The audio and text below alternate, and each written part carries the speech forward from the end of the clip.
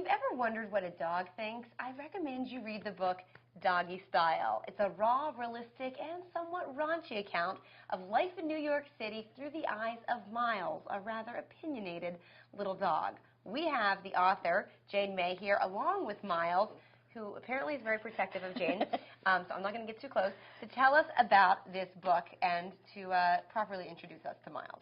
How you doing? I'm sorry. Keep your hands full with him. No, keep your hands. Yeah, keep my hands in place. He's a New Yorker, yeah, okay. you know. He's a New York attitude. He's New York attitude, and he's got trust issues. So, you know, it's like it takes him a while to warm up to people.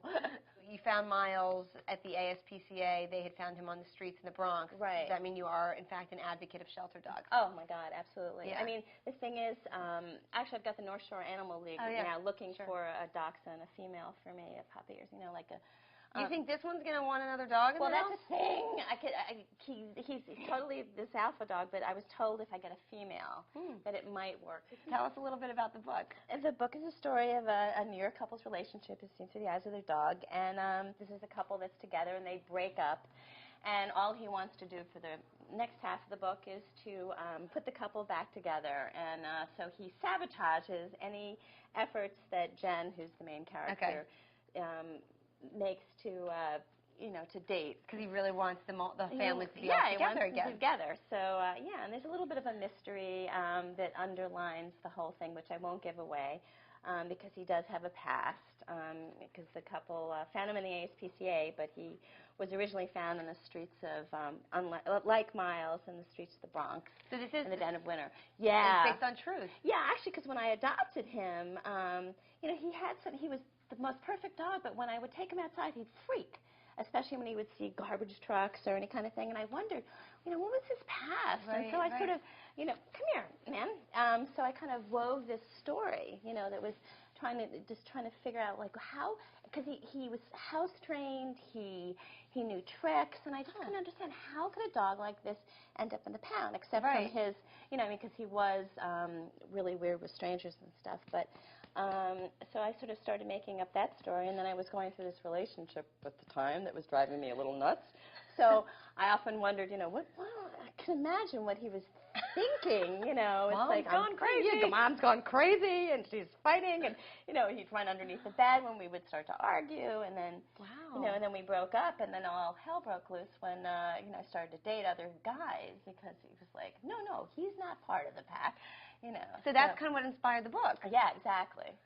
How did you get into Miles' head to write from Miles' perspective? He would just like look at me, like if I was crying, if I laughed, you know, just trying to figure out what was he thinking. Especially like, you know, he'd watch me. He knows when I'm getting ready to go out, especially because he will stand on the outside of the bathroom and he'll look at me putting my makeup, and he's like, I know that you're going out, but I'm not going with you, you know. So then he goes and he sulks in the corner. Right, you know. he counts. Exactly, you know. So, and then he waits, you know, and then he's done some nasty things. Not, I mean, you know, like he has an affinity for women's underwear.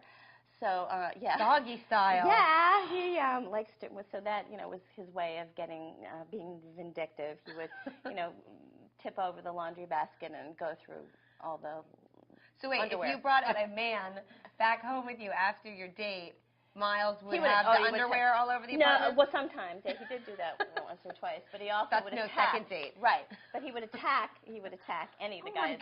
He would attack. It was like, I'd have to warn them. It's like, you just have to, like, keep your distance, you know, and then he would just, you know, no. You know, and some of the guys would try to suck up to him, you know, like they would bring him a bone or something, and he'd be, he'd see right. Yeah, right, sure, guy. You know, he's a New Yorker, you know. Wow, so he really wants you to stay single or get back with the original. Well, no, he wanted me to get back with the original guy. But even now, how do you date? It's like, here we go. The guy comes in the door. Hi, puppy daddy. Goes right for, because he's so small, so he goes right for the shoes. So it's a little bit of a problem. So did you have fun writing the book? Yeah, I did. I mean, it was a little bit tough because I really try. I mean, this is not Proust. I really try to stay true to the dog's perspective. It's a really sweet, romantic, raunchy, realistic story. Doggy Style is a great read. Anyone, whether you're from New York or not, should pick up this book. You know, hey, look, it's like the Sex in the City told from the dog's perspective. Totally, it's the canine Sex in the City. Absolutely, canine Sex in the City. Must pick it up. Jane May and Miles Thank you so much for coming, My Miles. Thank pleasure. you for not ripping my hand off. I really, really appreciate it.